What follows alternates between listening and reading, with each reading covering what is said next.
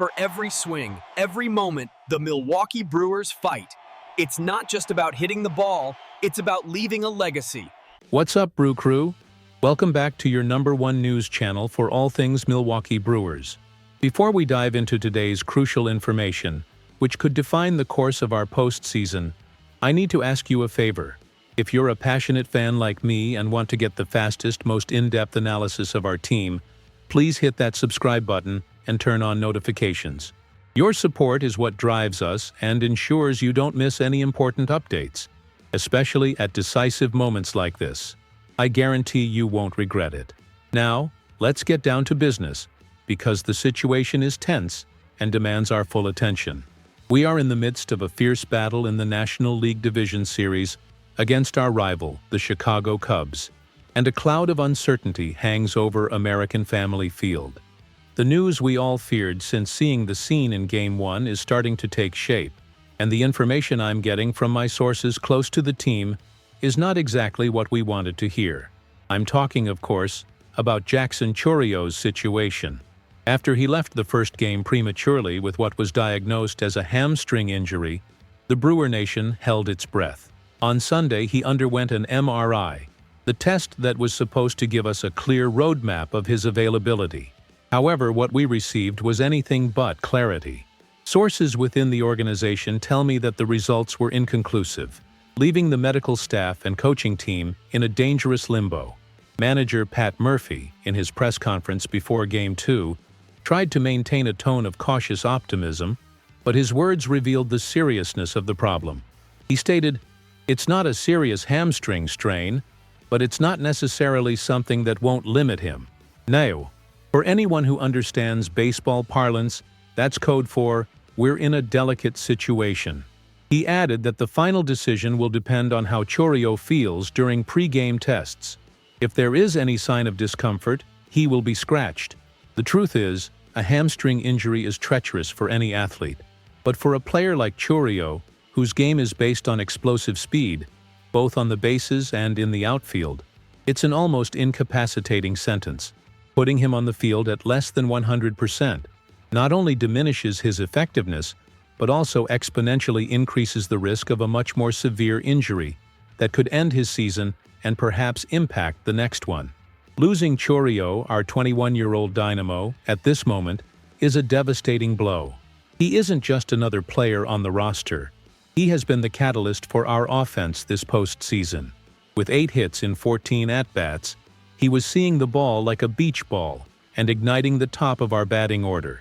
His ability to get on base, steal bases, and turn singles into doubles with his pure speed throws any opposing defense off balance. His absence creates a vacuum that is almost impossible to fill. And this is where the spotlight turns relentlessly to a single player, the rookie, Isaac Collins. The pressure now falling on Isaac Collins's shoulders is monumental. At 28, he has had a rookie season that was a true roller coaster of emotions and performance. There was a period, especially in August when Chorio was also out with an injury, where Collins played the best baseball of his life. He not only filled the gap but excelled to the point where his name was being seriously considered in the Rookie of the Year conversations. That month, he seemed unbeatable at the plate, combining patience, occasional power, and an incredible knack for getting crucial hits. The fan base embraced him, and he appeared to be the answer we needed for our roster depth. However, baseball is a game of adjustments, and September brought a harsh dose of reality for Collins. Pitchers around the league began to exploit his weaknesses. His hot streak cooled, and consequently, his playing time decreased as other players in our talented outfield got more opportunities. He returned to being a rotational piece, no longer the everyday standout. Now, fate places him back in the center of the stage, in the most high-pressure situation imaginable, a crucial playoff game against our biggest rivals, with the task of replacing our biggest rising star. His regular season numbers, a slash line of .263, .268, .411, with a 118 OPS plus, are more than respectable. In fact, having a player with that production as an option off the bench is a luxury many teams don't have. That .368 OBP, on-base percentage, is particularly noteworthy. and shows he has the discipline to get on base even when he isn't getting hits. However, the question lingering in the air is, which Isaac Collins will we see on the field? Will it be the August phenomenon who played with confidence and seemed destined for stardom? Or will it be the September player who seemed a step behind the pitchers and struggled to find his timing? There is no margin for error. The Cubs know about Chorio's situation, and if Collins is the starter, they will attack him mercilessly, testing him with their best stuff from the very first pitch. Pat Murphy's strategy for Game 2 becomes infinitely more complicated. Does he risk a diminished Chorio, hoping he can contribute with his presence and maybe a lucky hit? Or does he place his full trust in Collins, hoping the adrenaline of the postseason will reignite the flame of that spectacular August performance? The decision will be made minutes before the game, which starts at 8:08 p.m. Central Time. But its impact will be felt with every pitch.